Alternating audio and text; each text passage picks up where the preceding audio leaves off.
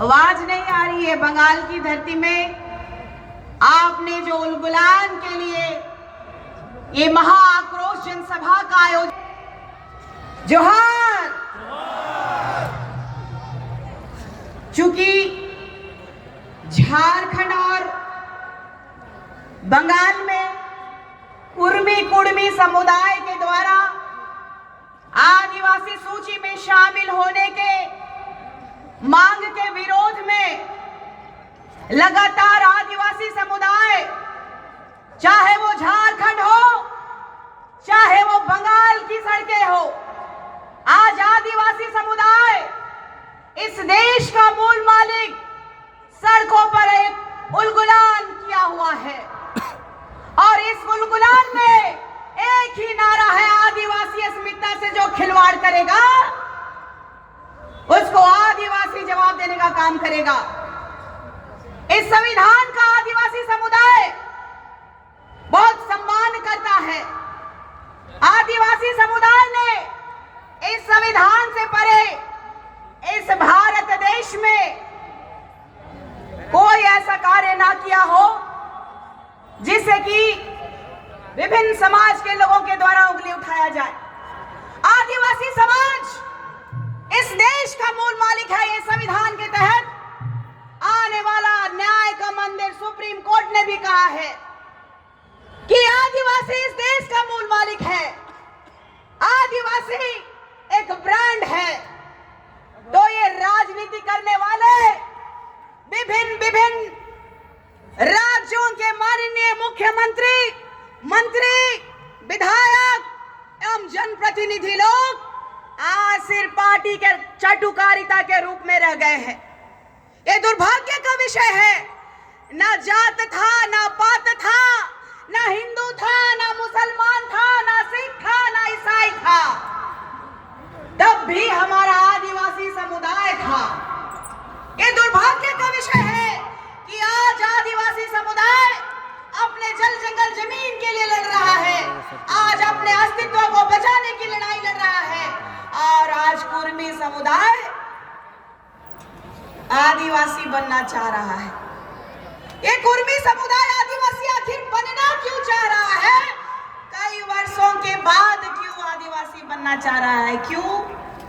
1871 ईस्वी में आदिवासी समुदाय को, आदिवासी माँ के पेट से बच्चे जब पैदा होते थे तो उन्हें क्रिमिनल घोषित कर दिया जाता था। उसके बाद आप देखिएगा 1901 में इन लोगों को किसान कहा जाता है, कृषक कहा जाता है कुर्मी समुदाय को। 1901 के बाद ये 13 की बात करते हैं। 13 के बाद ये लोग लगातार कुर्मी समुदाय के लोग, चाहे 1926 की बात कीजिए, 1929 की बात कीजिए, चाहे 1931 की बात कीजिए, लगातार कुर्मी क्षत्रिय महाधिवेशन का आयोजन इन लोगों ने इस भारत के संविधान में विकास के लालच में इन्होंने आदिवासी बनना स्वीकार नहीं किया। तो क्या अब हम स्वीकार करेंगे कि आदिवासी मरेगा, कटेगा? आदिवासी ना मुगलों से डरा, ना अंग्रेजों से डरा, तो ये फर्जी कुर्मियों से डरेगा? आवाज नहीं आई। ये फर्जी इतिहास रचने वाले कुर्मियों से डरेगा? नहीं डरेगा। तो इनको इतिहास बताने की आवश्यकता है।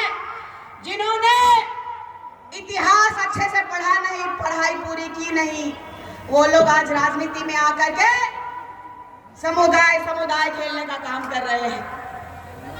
मैं छोटा सा अपना परिचय देना चाहूंगी, इजाजत है?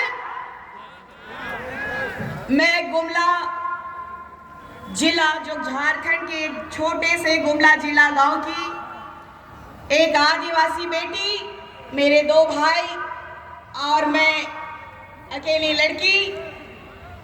मेरे पिता झारखंड के आंदोलनकारी श्री हांदू भगत जी, उनके विचारों को देखा। उन्होंने बताया, इतिहास बताया कि कैसे हमारे वीर शहीद संघर्ष करते रहे। चाहे वो भगवान धरती आबा बिरसा मुंडा जी की बात कीजिए, सिद्धू कान्हू की बात कीजिए, चांद भैरव की बात कीजिए, तिलका मांझी की बात कीजिए, या तो फिर आप फूलो जानो की बात कीजिए या तो फिर आप सिंह कैली दई क्या बात कीजिए, दुनिया की बात कीजिए। हमारा इतिहास रहा है, हमने कभी किसी के सामने ये नहीं कहा कि हमें ये दे दो, हमें ये दे दो। हम अब लगातार, चाहे भगवान बिरसा मुंडा जी की बात कीजिए, चाहे आज की बात कीजिए, आदिवासी समाज अपने अस्तित्व की लड़ाई लड़ रहा है, अपनी पहचान की लड़ाई लड़ रहा है। 1961 में किसकी सरकार थी इस भारत में कि उन्होंने आदिवासी कॉलम हटा दिया? क्यों हटा दिया गया आदिवासी कॉलम? और आज भी हम लगातार आदिवासी कॉलम के लिए जूझ रहे हैं, लड़ रहे हैं। हिंदू का है, मुसलमान का है, सिख का है, ईसाई का है, लेकिन आदिवासियों का कहां है? है क्या कॉलम? कहां थे ये कुर्मी समुदाय के लोग? मैं पूछना चाहती हूं, जब जातीय जनगणना हो रहा था, अभी कह रहे हैं ना ये रंगवा सियार, रंगवा बिलार और रंगवा फर्जी टाइगर लोग कह रहे हैं अपने चंद राजनीतिक स्वार्थ चमकाने के लिए कि आदिवासी हम पैदा हुए हैं। तो भाई 1931 के बाद जनगणना हुआ, चाहे 1951 की बात कीजिए, चाहे 1961 की बात कीजिए, चाहे 1971 की बात कीजिए, चाहे 1991 की बात कीजिए, चाहे 2001 की जनगणना की बात कीजिए, तो ये दुर्भाग्य का विषय है कि इनके वीर शहीद, वीर क्रांतिकारी पुरुष कहां थे? इनके वीर क्रांतिकारी पुरुष बड़ा जात कहलाने में बिलीव करते थे और ये कहते थे हम क्षत्रिय का वंशज है, हम लव कुश के वंशज है। तो आज ऐसा क्या हो गया? इन्होंने बहुत प्रयास किया कि आदिवासी सीटों से ये लोग चुनाव जीत सके, आदिवासी सीटों से ये लोग नौकरी ले सके। अखबारों की सुर्खियों में मैंने देखा है, मैंने मीडिया में भी देखा है, ये भारत का संविधान के तहत चौथा स्तंभ में मैंने देखा है कि किस तरह से ये लोग फर्जी सर्टिफिकेट बना करके आदिवासी का हिस्सा खाना चाहते हैं। इन लोगों का रवैया रहा है कि किस तरीके से आदिवासी समुदाय का, जिस तरीके से सादा पट्टा में जमीन का खेल इन लोगों ने किया है, तो मैं इन मामलों को उजागर नहीं कर रही थी। क्यों? क्योंकि यहाँ तक मैं पहुंची ही नहीं थी। आदिवासी समुदाय, मैं गुमला से रांची तक पैदल यात्रा करके ये कह रही थी कि पेशा अधिनियम इस 5th शेड्यूल के तहत आने वाला झारखंड राज्य में जो आदिवासी रूढ़िवादी जनजाति का है, उसमें पेशा अधिनियम कानून लागू करने के लिए मैंने कहा और लोगों को जिताने का काम किया कि आदिवासी समुदाय अगर आज नहीं उठेगा, आज नहीं जगेगा, तो भगवान बिरसा मुंडा जी का जो सपना रहा है, पंखराज बाबा कार्तिक उरांव जी का जो सपना रहा है कि आदिवासी अस्मिता को बरकरार रखते हुए आदिवासी समुदाय का विकास होना चाहिए, वो नहीं हो पाएगा। लगातार हमारे नेताओं ने, हमारे बीच से ही निकले हुए कांग्रेस के, बीजेपी के, जेएमएम के और अन्य कई दलों के नेता जो हमारे लोग विराजमान हैं, आज भूल चुके हैं कि उन लोगों को समाज का भी काम करना चाहिए। जनता के लिए, जनता के द्वारा चुनी हुई सरकार भी आज आदिवासी समुदाय से मुंह मोड़ चुकी है। ना आदिवासी कॉलम है, ना CNTS-PT एक्ट का जो मान रखना चाहिए वो हो रहा है। यहाँ तो नेता भी, मंत्री भी, जमीन माफिया भी, रंगदार भी हमारी जमीनों को हड़प रहा है। ये तो बंगाल है कि ममता दीदी की छाया में थोड़ी शांति है, नहीं तो हमारा झारखंड का एक आदिवासी बेटा होने के बावजूद आदिवासी समुदाय के लिए ये प्रश्न चिन्ह बन गया है। लगातार आदिवासी समुदाय ने सिर्फ और सिर्फ आदिवासियों को आंख बंद करके भरोसा करने का काम इसलिए किया कि हमारे भाई है, हमारे लोग हैं, आज नहीं तो कल हमारा उद्धार करेंगे। लेकिन एक कुर्मी समुदाय के लोग आज सू का बहुत बड़ा लीडर जो झारखंड में है, उन्होंने मुझे कहा, मीडिया के सामने कहा, पहले तो ये आजसू वालों को, ये बीजेपी वालों को, ये जेएमएम वालों को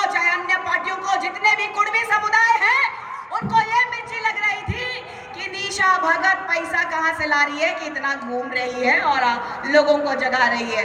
ये कमेटी अगर मदद नहीं करती तो शायद मैं यहां तक नहीं पहुंच पाती। मैं पिछले 5 महीनों से लगातार जो संघर्ष कर रही हूं, ये पूरा हमारा समुदाय ही नहीं, वेस्ट बंगाल ही नहीं, झारखंड ही नहीं, उड़ीसा ही नहीं, राजस्थान ही नहीं, छत्तीसगढ़ ही नहीं, कई एक अन्य राज्यों में भी वो जान रहे हैं कि निशा भगत कई महीनों से जो है लगातार संघर्ष कर रही है। उन्होंने बोला फंडिंग कहां से हो रहा है निशा भगत को।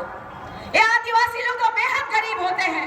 हमारे झारखंड में तो एक कुआं से दलित और आदिवासी को पानी नहीं ले जाने दिया जाता है। आज भी इसका प्रमाण इस सोशल मीडिया में मिलेगा आपको। ये दुख का विषय है, ये आज का विषय नहीं है। जब हम देश की आजादी से पहले जब मुगलों से जूझ रहे थे और देश की आजादी के लिए अंग्रेजों से जब जूझ रहे थे, और उसके बाद आज भी जमीन के लिए, अपने सम्मान के लिए, अपने धर्म के लिए, अपने संस्कृति के लिए लगातार संघर्ष कर रहे हैं।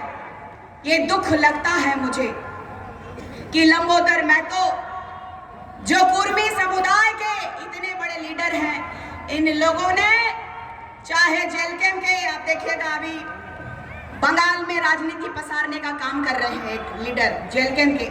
मैं जेल कैंप में थी, लोग कह रहे हैं ना कि ये उलगुलान कहां से हुआ, कैसे हुआ, हम तो भेदभाव नहीं करते हैं।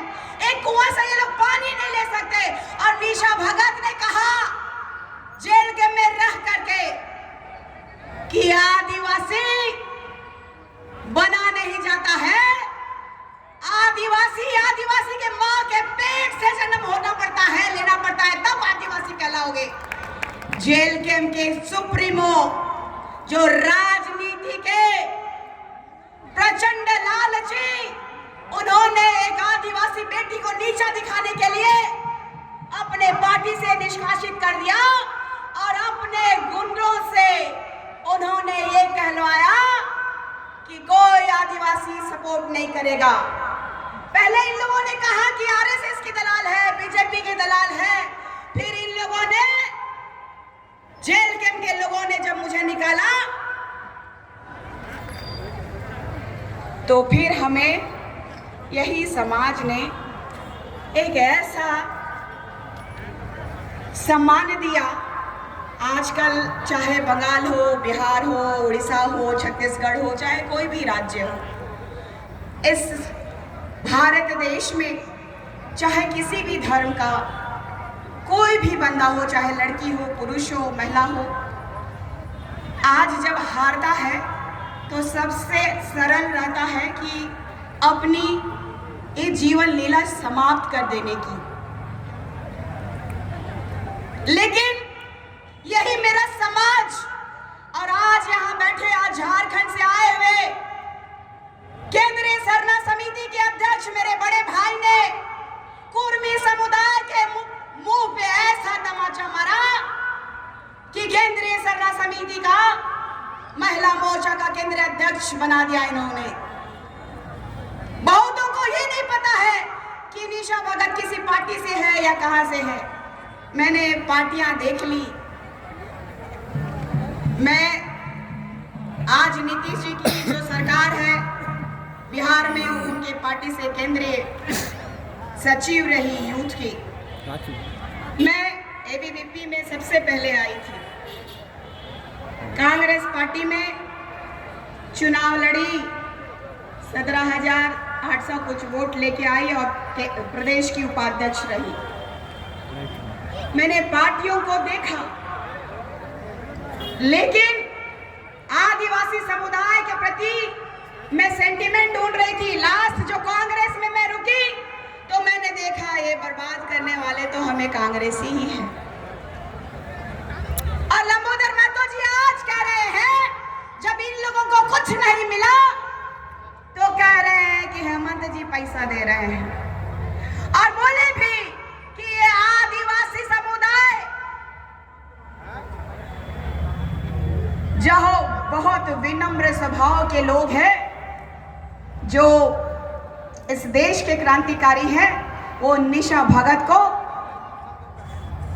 जरा सा भाव नहीं दे रहे हैं। निशा भगत को कौन पूछता है? और आज ये मेरा आदिवासी समुदाय आज बंगाल में जो मुझे प्यार दे रहा है, तो कुर्मियों आंख को खोल करके बढ़िया से देख लो, और सुन रहे हो तो मोतियाबिंद का ऑपरेशन कराओ, और उसके बाद देखो, उसके बाद बोलो तो ये शोभा भी देगा। क्योंकि आदिवासी समुदाय को आपने जाना नहीं अभी तक। सिर्फ और सिर्फ आरक्षण के लालच में आप इस संविधान के तहत गए होते तो रेल टेका नहीं करते। अगर किया आपने तो झारखंड की भूमि को एक तरफ हेमंत सोरेन की सरकार को कुर्मी समुदाय ने ओपन चैलेंज किया, इस राज्य को नेपाल बना देंगे। कहां थे लंबोदर महतो? आज जो है राज्य के माननीय मुख्यमंत्री से ये गुहार लगा रहे हैं कि निशा भगत समुदायों के बीच लड़ाई लगवा रही है। अरे फर्जी कुर्मियों, फर्जीवाड़ा करना बंद करो। ये आदिवासी बेटी इन फर्जियों से और फर्जी कारनामों से नहीं डरती है। ये हमने इतिहास अपने पूर्वजों का पढ़ा है और उन्हीं के मार्गदर्शन में चल रही हूँ। एक तरफ देखिए ना, आपका बंगाल में ममता दीदी को देखिए। अगर कोई कहा होता कि मैं नेपाल बना दूंगा, मणिपुर बना दूंगा, तो शायद ममता दीदी उनको जीने लायक नहीं छोड़ती अपने वेस्ट बंगाल में। लेकिन दुर्भाग्य का विषय है कि एक आदिवासी बेटा आदिवासियों की अस्मिता नहीं बचा पा रहा है झारखंड में। और ये हमारा सिर्फ और सिर्फ झारखंड राज्य की बात नहीं है, हमें पूरे विश्व में एक होना होगा, हमें एकत्रित लड़ना होगा। तो आप लोगों से मैं कहना चाहूंगी कि कुर्मी समुदाय ऐसे झूठ और फरेबी लोग हैं, इन्होंने मुझे मारने की साजिश रची।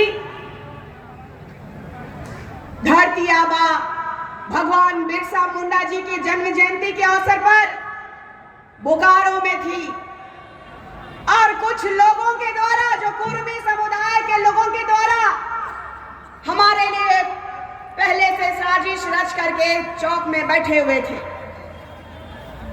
और एक लड़का आके कहता है, दीदी आगे से मत जाइए, आगे आपके लिए खतरा है। हमारे समुदाय के लोगों ने हमें मोटरसाइकिल में एस्कॉर्ट करते हुए जंगलों के रास्ते से निकाला, लेकिन इनको फिर भी जाने नहीं आया। सोशल मीडिया में फिर भी इन्होंने लिखा कि निशा भगत को खूब मारा गया। औकात है तो छू के दिखा दो, मेरा आदिवासी समुदाय बता देगा कि और एक इतिहास रचने के लिए आदिवासी समुदाय तैयार है। तैयार है कि नहीं है? जय आदिवासी, जय जय आदिवासी। तो कुर्मी समुदाय को मैं इस वेस्ट बंगाल की पावन धरती से यही कहना चाहती हूं कि आप जोर जितना भी लगा लो, आदिवासी अस्मिता को जरा सा नहीं हिला सकते हो। और मैंने ये कहा भी था और आज यहां भी कहूंगी, आपको लगता है कि विवादित है, तो मैं ये भी पूछना चाहती हूं कि अगर मैं कह रही हूं कि आदिवासी अस्मिता पे सवाल उठाओगे, खिलवाड़ करोगे, आदिवासी हक लेना चाहोगे, तो मैंने कहा दौड़ा दौड़ा के मारूंगी। तो मैं आज एक बात कहना चाहती कुर्मी समुदाय के लिए कि इन जेल कैंप से निकालने के बाद इन 2 महीनों में हजारों ऐसे मैसेजेस हैं, हजारों ऐसे मैसेज हैं जो कि मैं मुंह से बयां नहीं कर सकती हूं। आप दूसरे की मां, बहन, बेटी का इज्जत उछालोगे और सोचते हो कि आदिवासी समुदाय की बेटियां मौन रहेगी, तो ऐसा कतई नहीं होगा। शायद ही आपने अपने पूरे इतिहास में ऐसी बेटी नहीं देखी होगी। तो मैं यही दिखाना चाहती हूं, चाहे वो लंबोदर महतो हो, चाहे जेल कैंप का सुप्रीमो स्वघोषित टाइगर जयराम मेहता हो, चाहे XYZ फर्जी कुर्मी समुदाय के नेता और जनप्रतिनिधियों को मैं कहना चाहती हूं कि जब तुम आदिवासी बेटियों को गाली गलौज कर सकते हो, मारने की धमकी दे सकते हो, मारने के लिए रास्ते पे उतर सकते हो, और तुम्हें मैं चैलेंज भी नहीं कर सकती। कौन से संविधान की बात कर रहे हैं ये लोग? क्या मैं कहूंगी कि क्या हेमंत सोरेन का ये लोग बी टीम और दलाल है? जिस तरीके से ये लोग मुझे कहते हैं कि निशा भगत इसकी दलाल है, उसकी दलाल है, मैं आज समाज की बेटी होकर के समाज का काम कर रही हूं, तो मैं पूछना चाहती हूं कि आज हेमंत सोरेन एक आदिवासी बेटियों पे जो प्रहार किया जा रहा है, गंदे गंदे गालियां दी जा रही है, जो नेपाल बना देने की बात की जा रही है, जो आदिवासी अस्मिता को लगातार खतरे में भेजने का काम कर रहे हैं, क्या उनके लिए संविधान नहीं है क्या? या चुनाव आएगा तब संविधान होगा? संविधान में एक एक नियम है कि किस तरीके से अपने राज्य को संचालित करना है, अपने देश को संचालित करना है, और ये जितने भी राजनीतिक दलाल और दोगले किस्म के लोग आज समाज को बेचने का काम किए हैं।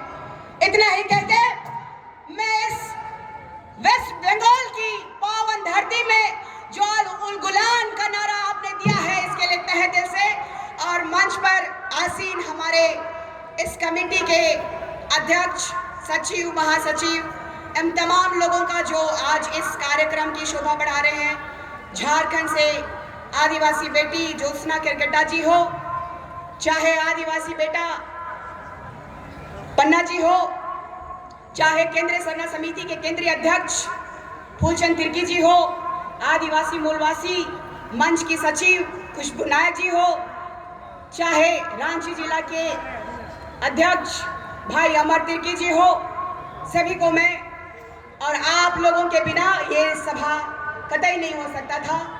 जो आप यहाँ पहुंचे और आपकी बेटे बेटियों का ये नया उलगुलान, जो अस्मिता की लड़ाई का, हक और अधिकार की लड़ाई का, जो कुर्मी समुदाय के लोगों को आदिवासी सूची में शामिल न होने देने के लिए इस जन आक्रोश रैली में शामिल होने के लिए यहाँ की प्रशासन का और यहाँ पे तमाम बैठे हुए इस भारत के संविधान के चौथे स्तंभ का मैं धन्यवाद करती हूँ, आभार प्रकट करती हूँ, जोहार करती हूँ। जय आदिवासी, जय आदिवासी, जय सरना। कुर्मी समुदाय होश में आओ, कुर्मी कुर्मी होश में आओ, कुर्मी कुर्मी होश में आओ। पश्चिम बंगाल जिंदाबाद, जय झारखंड, जय बंगाल, जय जय आदिवासी, जय सरना। भगवान बिरसा मुंडा अमर रहे, भगवान बिरसा मुंडा अमर रहे, तिलका मांझी अमर रहे, सिद्धू कान्हू अमर रहे।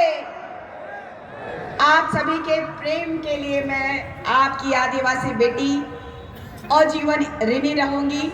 आप सभी को प्रणाम करती हूँ, जोहार करती हूँ, धन्यवाद करती हूँ।